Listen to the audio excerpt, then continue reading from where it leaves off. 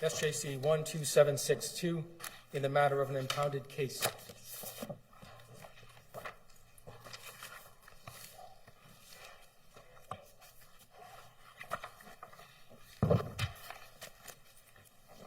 Ms. Frame, good morning.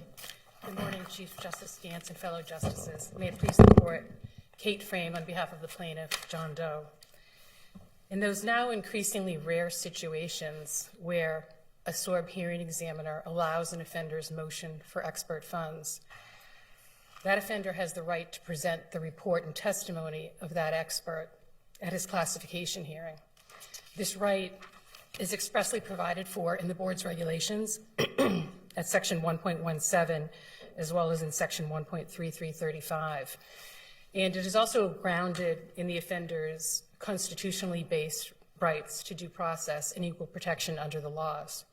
Under section 1.17(5) of the regulations, it provides, at a hearing, a party shall be permitted to introduce into evidence an expert witness's written report, including his opinion as to the offender's risk of reoffense and or degree of dangerousness. Isn't it up to the hearing officer as to, for the most part, as to what evidence to let in and what evidence not to, generally? Well, certainly if evidence is irrelevant, perhaps, or repetitive, a hearing examiner would have discretion. But what this court held recently in Doe 23656, just this past September, in addressing expert evidence at SORB hearings, is that a hearing examiner must give careful consideration to expert evidence when it is offered. So experts... In 23656, we also said that the expert doesn't have to examine every factor to be helpful. Yes, that's correct, Your Honor. And clearly, I think the message from that case is that, the expert is a professional. They have to render opinion consistent with their training and the ethical guidelines they must abide by. And the hearing examiner can't tell the expert what to say. Is this a, I'm sorry, did you finish your answer to Justice Hoey? Yes, Your Honor, thank you. Is this a dispute like we have in lots of criminal cases and lots of civil cases regarding notice of subject matter of an expert's testimony and then the scope derived from that notice? It's really not, Your Honor, because actually I think the one who was surprised at this hearing, was me when I got there, and I was prepared to present a comprehensive risk assessment from my expert and a report, and I learned on that day at hearing that I wasn't going to be allowed to present the bulk of the report, and I wasn't going to be allowed. I know they say it was just age-based, right? Mm-hmm. Yes. But there was a portion of your pre-hearing disclosure that talked about risk assessment, and that gave them the adequate notice. Is that right? Yes. The reason that, actually, approximately 3 months before the hearing, Your Honor, Board Counsel received my expert's report in its entirety. I'm obligated under the regulations to provide the report 10 days before the hearing. In this case, the hearing had been continued, but I provided it over 3 months before the hearing and still received no notice that the board was going to exclude it. So there wasn't an issue of me not giving adequate notice of the substance of my expert's opinion. The full written report was provided to Board Counsel in January, and the hearing was in April. The hearing at which she testified was in April. So there wasn't really an issue of notice, although, again, the hearing examiner in allowing expert funds here, on the day we argued the motion for expert funds, which was the first day of hearing in December 2014, the hearing examiner made some mention of, the expert will focus on age, but will also discuss other issues. And then he issued a decision, or an order rather, which is on page 282 of the record appendix, in which he placed no limitations on my expert's testimony whatsoever. But I think the more important point is that had he placed such limitations, he would have been violating not only the board's regulations, but my client's due process rights.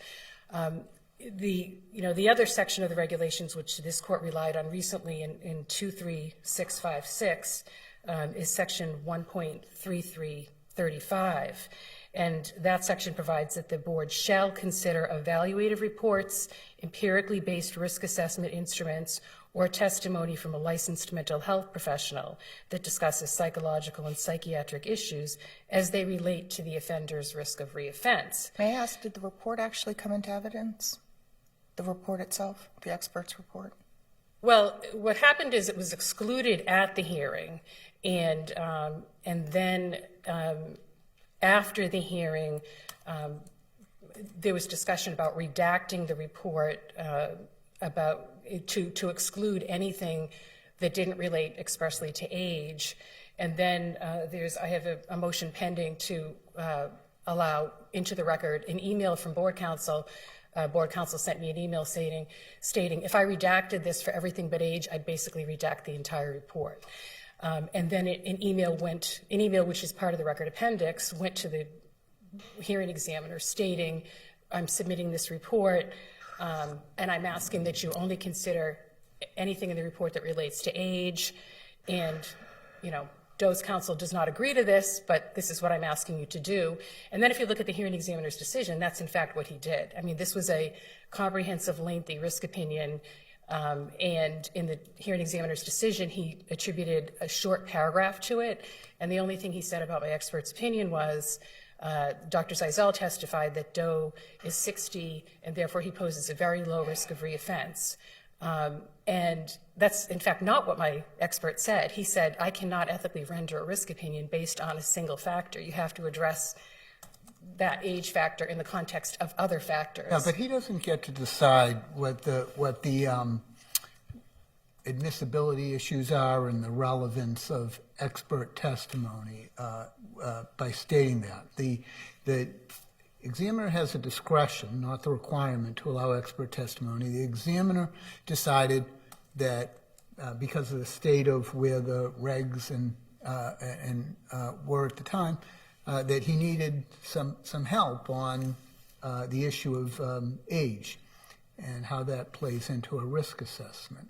And if the expert were to provide that testimony, it would be helpful to the hearing examiner in determining the risk assessment. So that if that's the determination, the expert doesn't get to say, well, geez, I don't really like that. I'm not saying anything if I can't talk about everything. I can't talk about age in a vacuum.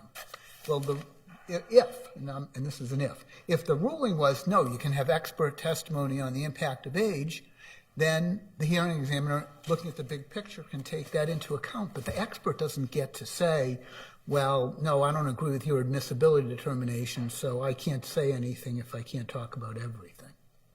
Well, I think an expert doesn't have, in fact, I think it's clear, especially from the recent decision 23656, the expert doesn't have to apply the board's factors. I mean, the expert has to comply with his own training, his own ethical obligations in rendering a risk assessment. I mean, I've never called an expert at a SORB hearing for anything other than a risk assessment. But I think that, you make the point that the hearing examiner has the discretion to grant the funds for an expert.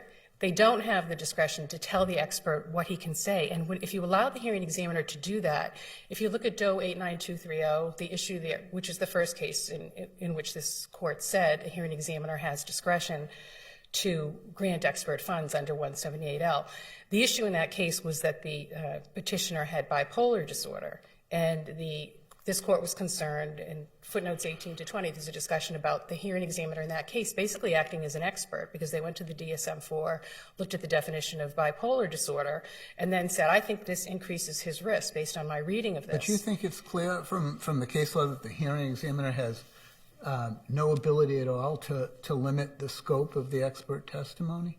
I think that if the expert can testify as to anything? I think if the expert were testifying about something irrelevant, for example, if the expert were testifying about my client's risk of committing a bank robbery, but if the expert's testifying about my client's risk of sexual recidivism, that's a central issue in this case.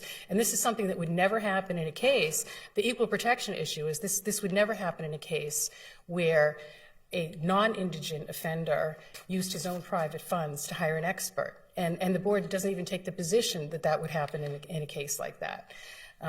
Getting back to Doe, but aren't you? It's back similar to Justice Lowey's first question. So because we decided in the last case that your expert can give select testimony. Now we have to let your expert make the determination on admissibility. It just seems odd that now you're going to control what comes in, not the hearing examiner. I can see why we'd apply an equal rule to both, but I don't see why you get to dictate. You can put in partial or full, but you get the ultimate say.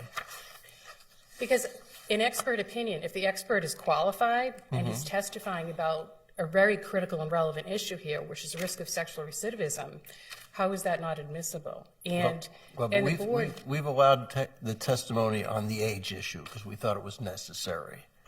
And that's why he was allowed to testify here. I understand he says he can't separate it out, but the other expert only would testify on one factor in our last case.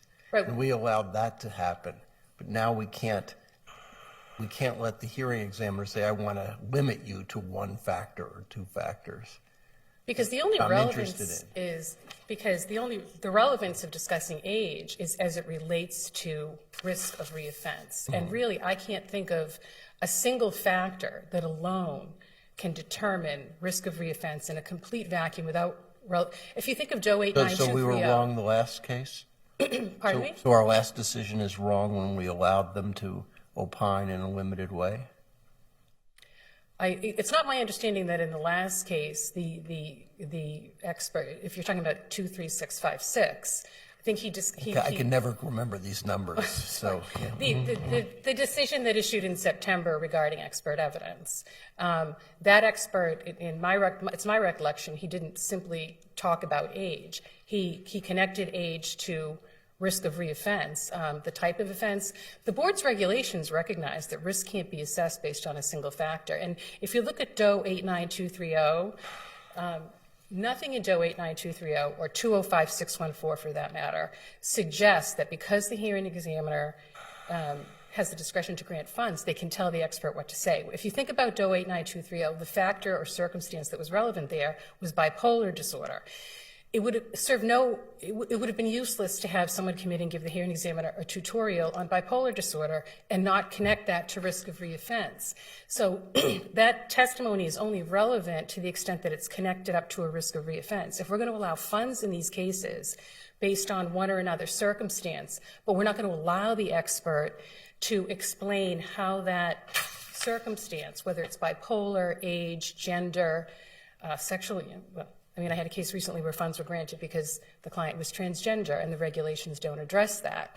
The expert wasn't able to say, he's transgender, therefore that means he's a moderate risk. They had to look at the type of offense. It was not online offense. Online offenders pose a low risk. They had to look at the age of the offender.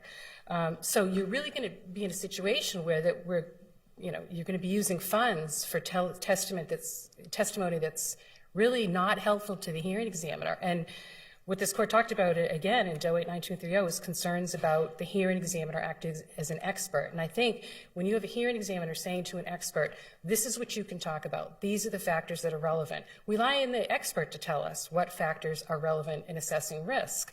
And if you allow the hearing examiner to do that, this court was concerned with that. Justice Spina's concurring opinion in 89230, he says there's a real problem with the hearing examiner acting as an expert. It's a due process concern. Regardless of whether the hearing examiner has some expertise or not, and many of them don't, there's no requirement that they be a psychiatrist or a psychologist or have any training in risk assessment. But if you allow the hearing examiner to serve as both a witness, an expert, and a fact finder, that's a due process problem. It raises issues regarding the impartiality of the hearing examiner. But haven't we said that a hearing examiner does have authority to be able to determine an offender's risk to reoffend? I mean, without using an expert? Haven't we said that? Certainly, but in a case where funds are granted, the hearing examiner has implicitly made a finding that the accuracy of the classification is going to be enhanced by expert testimony. In this case, it was because Yes. they wanted some more information on what age would do in terms of affecting the risk. Yes, and you can't talk about how age affects risk unless you talk about the other factors that are also relevant, because as this expert said, I can't ethically render a risk opinion based on a single factor. Didn't your request also speak about the 15 years of non-offense before his trial? Yes, Your Honor. My written request devoted a full paragraph, and then I repeated it again in the conclusion. And then when we argued the motion the first day of hearing, I argued that, you know, a really important feature of this case was that my client, his offending ended. The last date of the indictment is 1994. He was convicted in 2010. So you had a 15-year period where he had not offended. And it was my position, and my expert agreed with this, and he addresses it somewhat. There's a point in his testimony where later on where the objections stop a little bit, and he's able to actually talk a little bit about that, but the hearing examiner didn't even consider it. But that was a grounds for the motion here, because the regulations don't address that, and this expert said that's something that really needs to be addressed here. You know, this is someone who actually got into therapy to sort of change his some of his, you know, issues around dating and personal relationships, and felt there was a letter from his therapist saying he had successfully dealt with these issues, and he went on in the next, you know, decade to coach thousands of gymnasts and not have a problem. And the record is full of letters from numerous gymnasts who said he had a very positive influence on him. So, you know, I think, but that wasn't ever considered by the hearing examiner in this case, because that aspect of my expert's opinion was excluded. Can I, based on what you had said earlier, can I ask you how this works in the real world, because you do these cases? Is it fair to say that whenever there's an expert that's hired by the petitioner and the funds are allowed, that the expert wants to testify about overall risk assessment? So it should come as no surprise to anybody that the expert's going to come there ready and willing to testify to the overall risk assessment, not discrete factors. Is that fair? Yes, it should be clear to everyone, because again, I've never seen an expert at a SORB hearing on anything else besides risk of reoffense. I guess that was the better way to frame my poorly framed question, but that's what, no, they always testify that way, or want to testify that way. I can't think of an instance. Well, in your experience, anyway. No, I've never called an expert for any other purpose, and I don't know, you know. And again, sometimes they don't talk about dangerousness as well as risk. Right. But they always talk about risk. And it wasn't a surprise here, additionally, because the board had my report for 3 months and knew that was going to be the intended substance of the testimony. One last question. I don't recall, I gather Dr. Zeisel said that the static 99R found him to have a 0 finding, or arguably even a negative finding for the static 99R? Yes, Your Honor. At the time of hearing, at the time Dr. Zeisel testified, my client was approximately, I think he was 59. So he was a 0. Once you turn 60, you get another 2-point reduction. So he was a -2 at the time the decision issued. He was. And I don't recall the hearing examiner even making reference to the static 99. Did he or she? He doesn't even mention it. And in fact, I tried to elicit testimony. It was repeatedly objected to. I wasn't even allowed to elicit the score on the static 99. And when I tried to make an offer of proof and say his score is a -2, there was a motion to strike and it was stricken. But you can see it in the transcript that his score was a -2. And as the expert said, he said, you know, I can't score this. This instrument has 10 items. It makes no sense. It's meaningless, and it threatens the integrity of the instrument to score only a single item on it. But I'll move on to the video conferencing issue. Well, I'm afraid you'll have to rely upon your brief for that. Well, thank you. Thank you. Mr. Buva.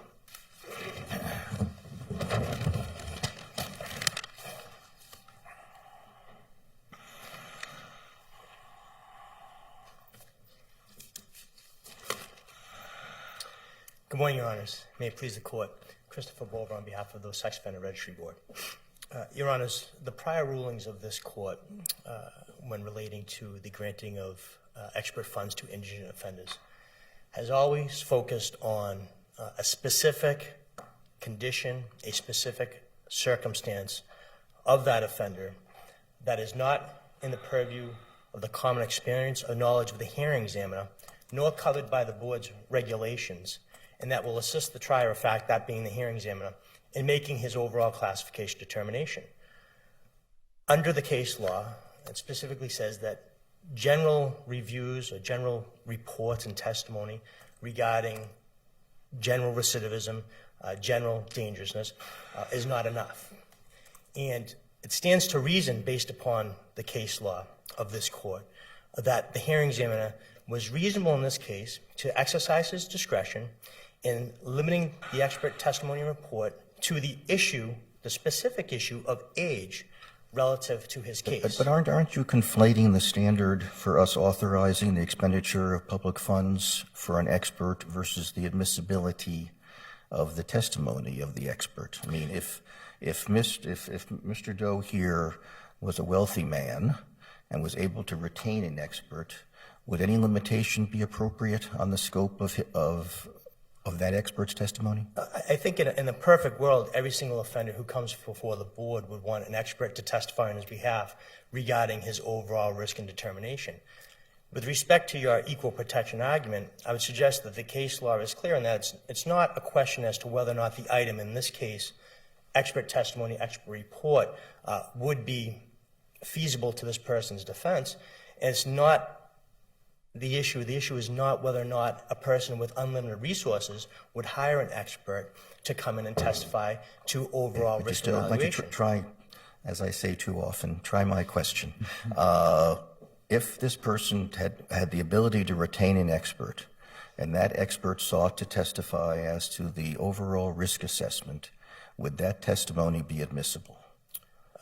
Or would it be more accurate? Would it be appropriate for a hearing examiner to limit the scope of that testimony, say, to age or to a single factor? Well, I think, as I understand your question, Your Honor, and I apologize if I'm misunderstanding it, but in terms of an overall equal protection argument, certainly a non-indigent offender can come in and have an expert testify and have that expert testify to a comprehensive risk assessment. There's no doubt about that. So why should it be different because this individual did not have the means to do so?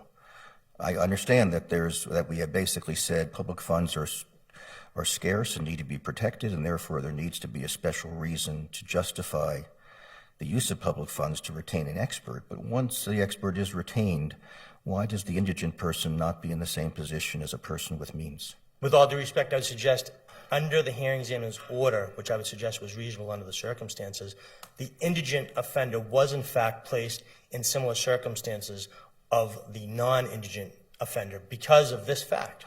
The issue in question, the issue with respect to this particular offender, his particular issue, he had no mental condition that was offered into evidence. There was no physical condition that was offered into evidence. The only issue that the hearing examiner needed to be assisted on was the issue of age. That is what was the basis of their motion. That was what the basis of their motion to introduce the articles. So in this particular case, you have a non-indigent offender here, you have an indigent offender here. Both are going to be able to testify to the issue of age. The expert's going to be able to come in and testify. My question was, would the person with means, would the wealthy person be able to have that expert testify as to risk assessment, yes or no? Yes. And why then should the person without means be forbidden to testify to risk assessment and be limited only to the issue of age? With all due respect, I think I answered the question. I think the issue in terms of equal protection is whether or not both experts are going to be able to offer the hearing examiner assistance with respect to the issue of age. Can I make sure you address the Chief's question? Can they say it's a rich person? You've got Mr. Epstein's expert testifying. Could you limit him to one factor, or does the hearing officer compelled to allow him to testify to all factors? Well, I think in everyday life that we see in the court systems, extremely wealthy people. I think it behooves you to try to answer the question. So. I'm trying the best I can, Your Honor. So and maybe I'm not does the understanding hearing question. officer have the capacity to decide, I'm only going to take expert testimony on this factor as opposed to all factors? Does that hearing officer have that power? No, I can see the fact that if Forget a about non-indigent... rich or poor. Yeah, I can see the fact that a non-indigent offender coming in before the board who hires his own expert, that expert will be able to offer the report and the testimony, be able to testify to that. I concede that. The whole thing? Yes. So then we really are in an equal protection issue, which is a poor person couldn't get to do it and a rich person could? Well, I would suggest that under 89230, the court talked about the constitutional issues, both due process as well as equal protection, and they said that in granting the hearing examiner the discretion to make those decisions regarding funds, that would take it out of the realm of the constitutional issues. And in fact, by giving the hearing examiner the discretion, it is in fact preserving those constitutional issues. The problem Now- is, go ahead. No, you go. The problem is the funds have been, the same amount of funds, the funds have been allotted. This expert has now been paid and is prepared for the same price to offer you evidence on all factors. So it's not a funding issue anymore, right? Well, I think, and this was one of the disagreements that the parties had in the hearing per se, is what was the basis of the initial ruling in the first place. Certainly when the motion was put forth to the hearing examiner on the first day of hearing, I think, and I argued at the Superior Court level, in which the Superior Court agreed with me, is I argued that the hearing examiner was clear in his initial decision in terms of using his discretion. He identified that one specific issue, the issue of age, in which he needed the assistance of. And so the hearing examiner issued the order verbally on the first day. It's on the 367 of the record. He talked about it in several different instances on 367 and 368, is that the issue in this case is age. That's what I need the assistance of. That's the specific condition and issue that I need help on. I don't need experts to come in and talk about general recidivism and talk about the other factors because, pursuant to this court's case law, the factors guide the hearing examiner in making their overall determination. So an expert coming in and testifying to more than the issue that the hearing examiner needs assistance on, I would suggest, is not warranted under the circumstances. Now, there was a finding, well, I'm saying, let me step back. Doe 23656 says that when there is an expert and the testimony of that expert is rejected, there must be some explanation on the record for rejecting that expert's opinion, correct? That is correct, Your Honor, yes. So by this hearing officer not allowing the opinion in, didn't the hearing officer essentially evade the obligation to address the opinion in the hearing officer's decision? This is where the case gets a little bit tricky, procedurally speaking, because the case was initially heard prior to the board's updating the regulations in 2016. Based upon this court's holding in 38316, they were entitled to a new hearing and when the hearing examiner actually made his decision, the new regulations were in effect, the updated 2016 regulations, which do in fact contain the issue of age. So the hearing examiner did indeed consider the age issue. With respect to 35, this goes to what Attorney Frame had discussed in questions that you had presented to her in terms of the expert report going into evidence at the last second at the behest of board counsel after speaking with petitioner's counsel. So the hearing examiner did have the report in front of him. He was asked to look at a certain thing. It appears that he actually erred on the side of the petitioner in terms of reviewing the expert report, though he did disagree with the expert's opinion. Well, the expert's opinion, he mischaracterized as focused only on the issue of age and that the finding of the person not being dangerous or not having a high risk was age-based when, in fact, Dr. Zeisel would have testified that it was based on more than age, wouldn't he? Correct, yes. So, but I guess my question was, and still is, if Dr. Zeisel had been allowed to testify that the risk of reoffense for this, the risk of sexual reoffense for this individual is extremely low, wouldn't the hearing officer have had to address the wisdom of that opinion and say, I disagree with it for the following reasons? I think that would go to an overall substantial evidence argument in terms of the hearing examiner's review of the factors. But certainly if a report is in evidence, then the hearing examiner would be responsible for reviewing that report and making an overall determination as to the factors application regarding overall risk. I think the issue in this particular case was whether or not that report and testimony or the report on the overall classification determination was properly in evidence. Now, it's been 10 years since I've sat in an SDP case, probably a bit more than that. But in every case that I did sit, I would hear testimony concerning the static 99, which I guess is now the static 99R.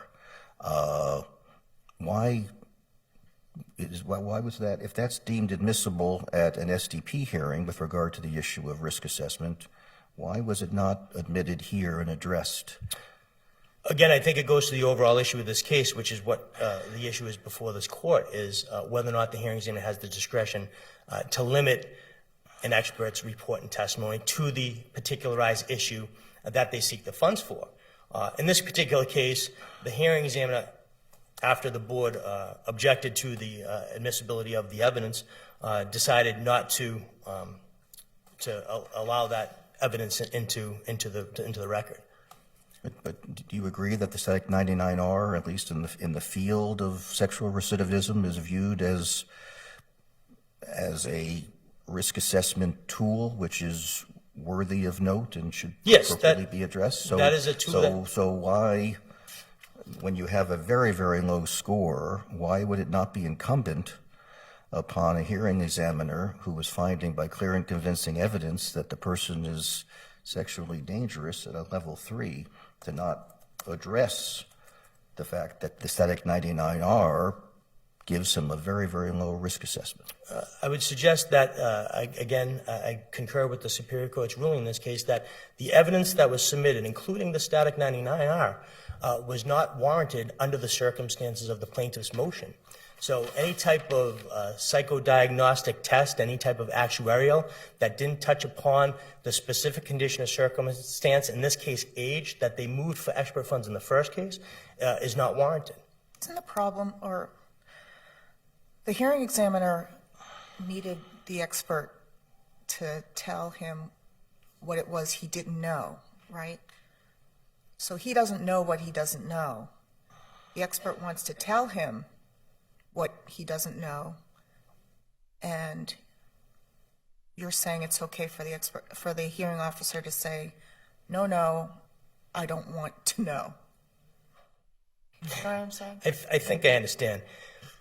What I would liken it to, Your Honor, is, and this is again prior to the boards being updated because we were dealing with the circumstances of age. And Justice Caffrey, you wrote 151564, the appeals court decision. So you know full well, in terms of the articles, if you look at the record, 120 pages of articles regarding age, and only age, was submitted by the petitioner. But the problem is, the expert wanted to explain that here's how age affects the risk of reoffense.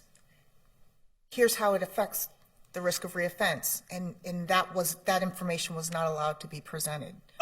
I would disagree with that, Your Honor. I think that evidence was in fact allowed by the hearing examiner. I liken it to the expert came in and had an opportunity to build one of the board's regulatory factors that was not in existence at that time, that being age. If you look at the board's regulatory factors, some factors speak to risk of reoffense, some factors speak to degree of dangerousness, some factors speak to both. And what the hearing examiner does for the factors that are written is they look at the facts of the case and see whether or not those factors are applicable to the petition's circumstances. So to get to your point, Your Honor, in this particular case, the expert could have come in, talked about the voluminous amounts of material that was issued, that was entered into evidence, those being the 120 pages of expert evidence regarding age and its effect on risk of reoffense and degree of danger. And then the expert could have reviewed with the offender his particular circumstances and how age played a role in his overall risk of reoffense. And the expert could have come in and built that factor for the hearing examiner to use in his overall determination. If you look at Dr. Zeisel's report, including the static 99 Your Honor, all that has to do with is general recidivism risk and general degree of dangerousness.